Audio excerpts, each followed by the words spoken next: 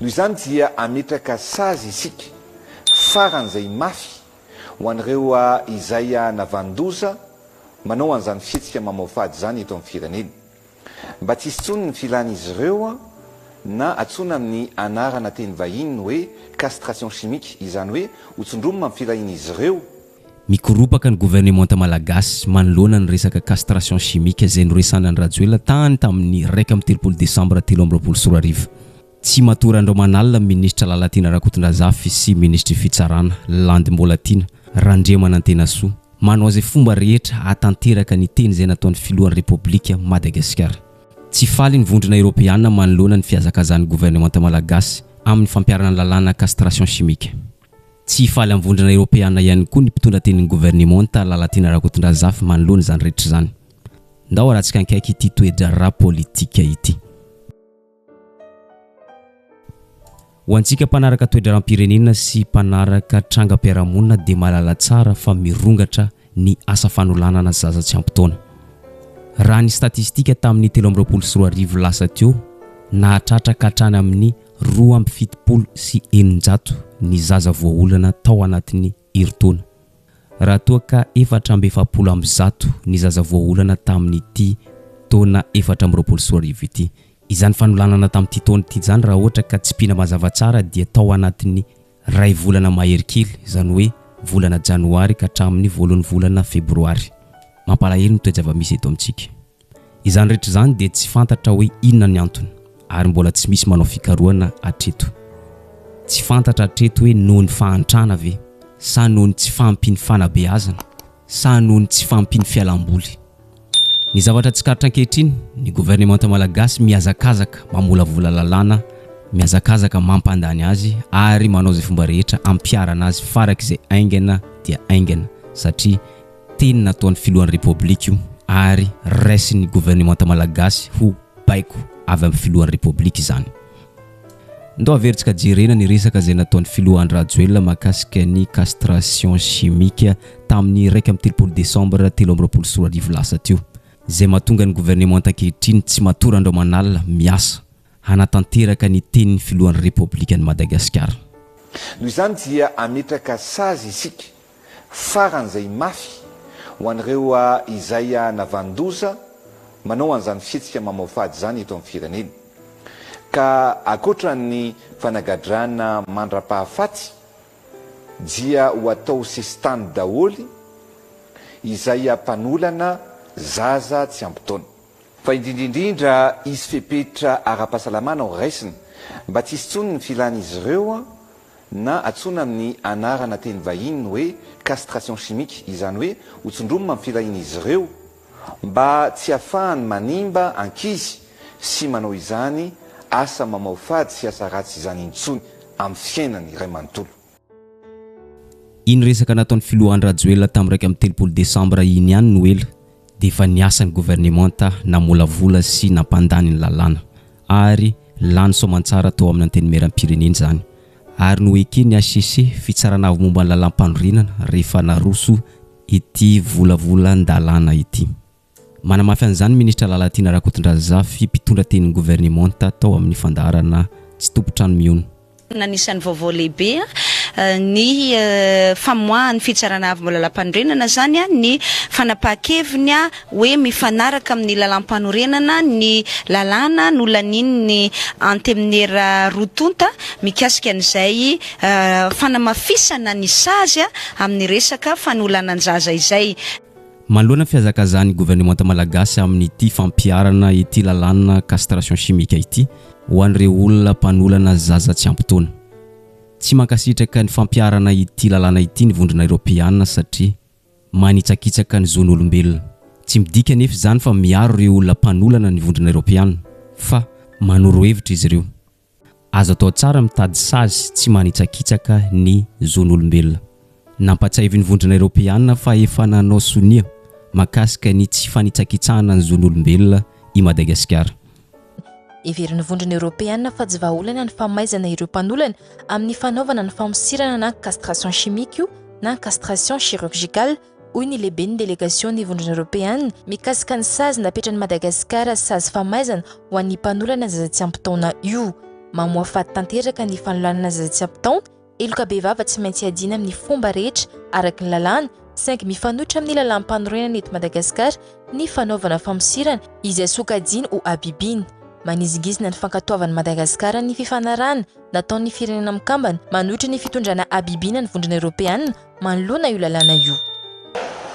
Je ne pense pas que la castration chimique ou la castration tout court soit une solution dissuasive pour les violeurs. Et en plus, la castration est une peine qui est contraire à la constitution même de Madagascar, puisque dans son article 8, tout traitement cruel, inhumain et dégradant est condamné. Pourquoi? Parce que Madagascar a ratifié en 2005 la Convention des Nations Unies. Tsy faly amin'ny vondrona européenne ministra Lalatiana Rakotondrazafy sy ministra ny fitsarana Landy Mbolatina Randriamanantena Soa. Toy izao ny valinkafatry ministra fitsarana ho an'ny vondrona européenne. Tsy maintsy miroso amin'ny fampiarana ity lalàna castration chimique ity i Madagasikara satria izao firenena tahaka ny Madagasikara dia manana fiandrianam-pirenena, manana souveraineté ka tsy tokony ho baiko ny firenenkafa na vondron'ny firenenkafa avy any ivelany ary sarotina amin'izany ministry ny fitsarana. Dia izay fahatsapana an'izany tranga zany no mahatonga hoe tsy maintsy manova ny lalàntsika mba hitondra ny filaminam-bahoaka kokoa ary koa fiarovana ny zoan'ireo ankizy niarambony. Zany hoe rehefa tsapanao zany fa tsy nafe an'ilay tranga le lalàna misy dia satria tsika tany manana ny souveraineté atsika, manana ny fiandrianam-pirenentsika ny République Madagasikara dia ao anatin'ny fahefan'ny fitondram-panjakana izay soloan'ny ministeran'ny fitsarana izay soloako eto ny manana fahefana manitsy indray le lalàna mba ho mafimafy kokoa zany satria tsy ampy le teo anakanana anazy dia tsy maintsy zany hovaina araka an'izay tranga misy ny fanitsiana n'ilay lalàna. Ary saika mitovitovy amin'izay ihany koa ny valinkafatry ministra Lalatiana Rakotondrazafy mpitondra tenin'ny gouvernement malagasy. Firenena manana ny satany manokana i Madagasikara ary sarotiny amin'ny fampiarana lalàna izay misy eo aminy.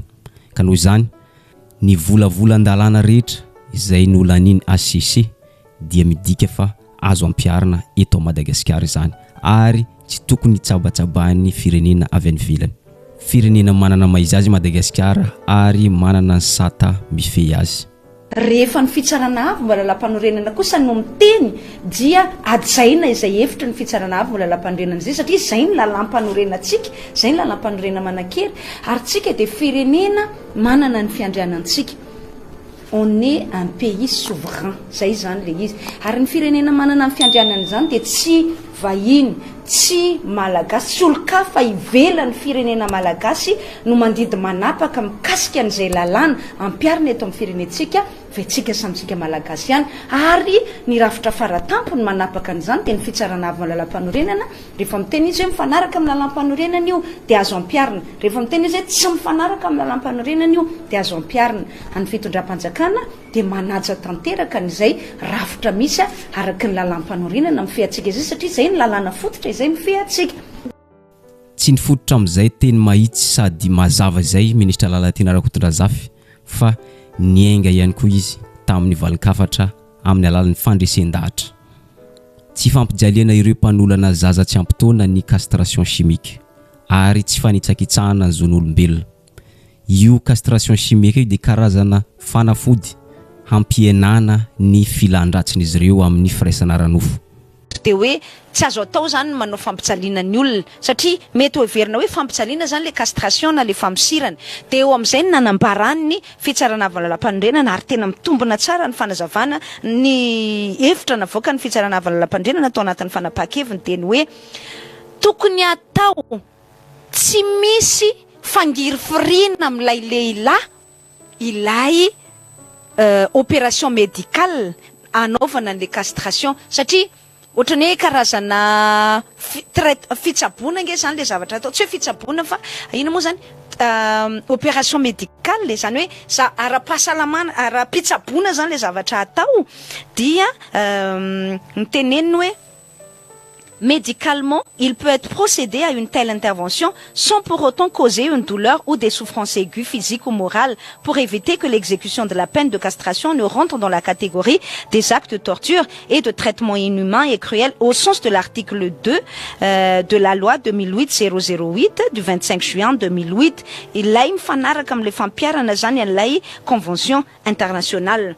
De eo zany le hoe azo atao tsara ho ny mba ialana zany am'le hoe lasa torture na lasa fampijaliana ilay fanaovana an'le famsirana le castration de tokony ho opération médicale tsy ahen'olona le olona atao azy fangiry firina ara-batana sy ara-tsaina zany ilay opération médicale.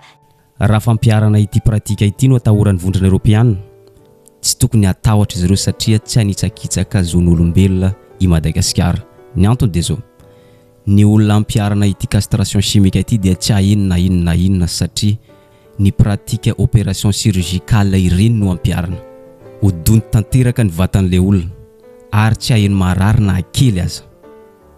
Ankoatr'izay anisan'ny valin-kafatra izay miendrika fandresen-dahatra izay noentin'ny Ramatola Latina Rakotondrazafy mpitondra tenin'ny gouvernemanta dia ny ity lalàna ity dia efa nodiniana tsara ary misy pikaroka sy mpandinika maro no niarana molavola ity lalàna ity.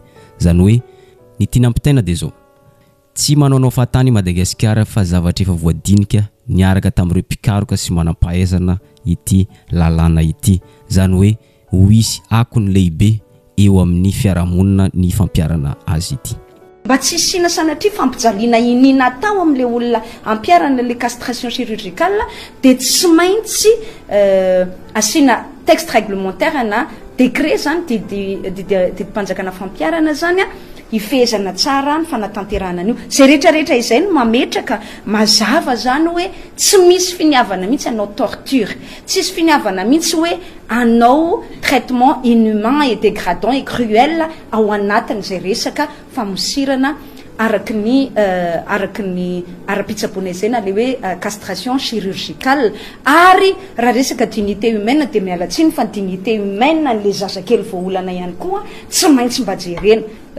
Ny fanjakana malagasy efa nandinika efa nakany hevitra ny mpahay lalàna ny manampahaizana sy ny sisa vao nandefa n'io projet de loi io na io volavolan-dalàna io zany ary nampandany azy tamin'ny filan-kevitry ny gouvernement filan-kevitry ny ministre ary ny tena nivon'ny parlement efa nydiniana tsara zany io fa tsy sanatria hoe petapeta toko fotsiny etran'izao fa everina fa io no an'ny fomba tsara indrindra afahantsika mampitsahatra an'izay herisetra atao amin'ny zazakely sy ny fanolanana tena feno abibina.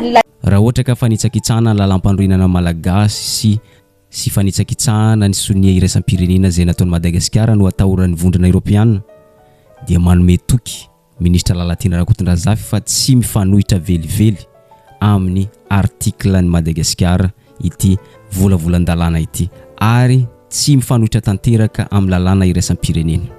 Ny zavatra niresahany zareo moa de manière spécifique zany hoe ny tena niresahany zareo dia ny Convention des Nations Unies contre la torture et les autres peines ataontsika hoe ou traitement cruel, inhumain et dégradant efa niresahako teo tamin'ny 10 volana Décembre 2025. Ao no miresaka an'io ataontsika hoe mety hoe herisetra na torture na fampijaliana olona io zany hoe toerina.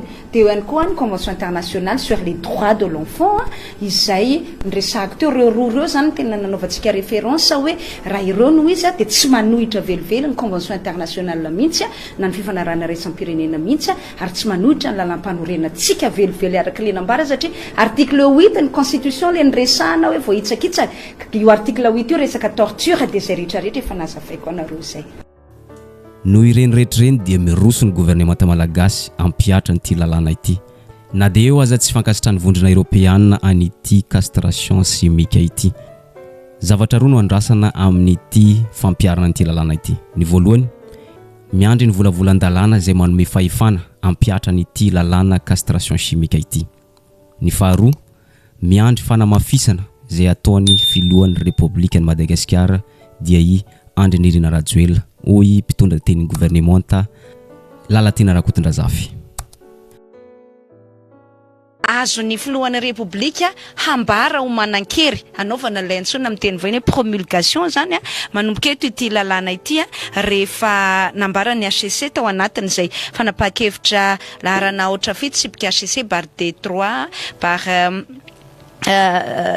tamin'ny 13 febroary zay zany kosa notakiny ny fitsarana avy malalam-panorenana hoe tsy maintsy avoaka zany a ny texte réglementaire na ny didim-panjakana ety mapiatra ny voalaza ny io andinin-dalàna io ny andinin-dalàna ny andininy faharoa fahatelo fahadimy ao anatin'le lalàna moa zany zay ny tenin'izy ireo hoe conforme à la constitution mifanaraka amin'ny lalam-panorenana sous réserve de la publication d'un texte réglementaire zany hoe tsy maintsy misy zany lalàna didim-panjakana entina mapiatra an'izay voalazany lalàna izay mba hoe hanaja n'ilay zon'olombelona zany ny fanaovana n'ilay famosirana moa filaza azy tsy tolo hoe castration chirurgicale na castration chimique zany eo amin'izay fanamafisana ny sazy zay zany ho an'ny lehilahy izay tratra manao fanolanana ka voameloka amin'ny zaza latsaky ny folo taona zay zany aloha ny tena